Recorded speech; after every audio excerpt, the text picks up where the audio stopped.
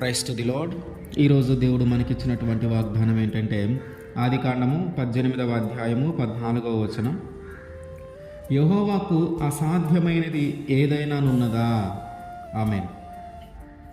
మన ముందున్న సమస్యలు చూసినప్పుడు, మన ముందున్న పరిస్థితులను చూసినప్పుడు మనం అనుకుంటాం, ఈ సమస్య నేను పరిష్కరించగలనా, దీన్ని తట్టుకొని నేను నిలబడగలనా, వీటిని నేను సాధించలేనేమో అని అనుకుంటూ ఉంటాం. అంటే అవి కొన్నిసార్లు మన జ్ఞానానికి మించినవై ఉంటాయి, మన తెలివికి మించినవై ఉంటాయి, మన బలమునకు మించినవై ఉంటాయి. మనుష్య రీతిగా మనం ఆలోచించినప్పుడు అవి మనకి సాధ్యము కాదు, కానీ దేవునికి అవి సాధ్యమే. దేవునికి సాధ్యము కానిదేదీ లేదు, సమస్తము ఆయనకి సాధ్యమే. కాబట్టి మనుష్య రీతిలో మనం చూసినప్పుడు సాధ్యం కాదు, కానీ దేవుని దృష్టికి సాధ్యమే. ఆయనకి అసాధ్యమైనది ఏది లేదు. మన ముందున్న సమస్యలైనా, మనం ఎదుర్కొంటున్న పరిస్థితులైనా, మన ముందున్న కష్ట నష్టములైనా ఏదైనా సరే, మన వైపు నుంచి చూస్తే మనకి కొంచెము కష్టంగానే అనిపిస్తాయి. మన వైపు నుంచి చూస్తే మనం సాధించలేనివిగానే అనిపిస్తాయి.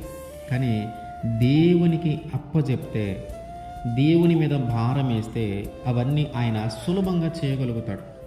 అబ్రహాము గారితో దేవుడు మాట్లాడుతూ ఉన్నప్పుడు ఆయనకి 99 సంవత్సరాలప్పుడు మాట్లాడుతున్నాడు, నేను నీకు ఒక కుమారుణ్ణి ఇస్తాను అని.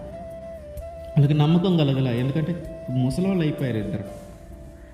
అంత వయసులో జన్మించటం, ఒక జన్మనివ్వటం అనేది సాధ్యమైనది కాదు. అప్పటికే శారమ్మ గారికి 90 సంవత్సరాల దాకా వచ్చినాయి. అంత వయసులో అసలు ఆ ప్రసవించటం అనేది మనుష్యుల రీతిగా ఆలోచిస్తే అది సాధ్యం కాదు, అది అసాధ్యం. కానీ దేవుడు వారి జీవితంలో ఆ సాధ్యము కాని దానిని, అసాధ్యమైన దానిని సాధ్యం చేశాడు దేవుడు. అంటే మన దృష్టిలో నుంచి చూసినప్పుడు, అబ్రహాము శారా గారి దృష్టిలో చూసినప్పుడు అది కష్టం, జరగదు, అసాధ్యం. కానీ దేవుని దృష్టికి అది సాధ్యమే. అట్లాగే మన జీవితంలో ఏదైనా మనం సాధించలేము అనుకున్నవి కానీ, మనం పరిష్కరించలేము అనుకున్నవి కానీ, మనకు అసాధ్యము అనిపించినవి కానీ, దేవుని దృష్టికి, దేవుని మీదకి లేదా దేవునికి వాటిని అప్పచెప్తే దేవుడు సులభంగా వాటిని పరిష్కరిస్తాడు.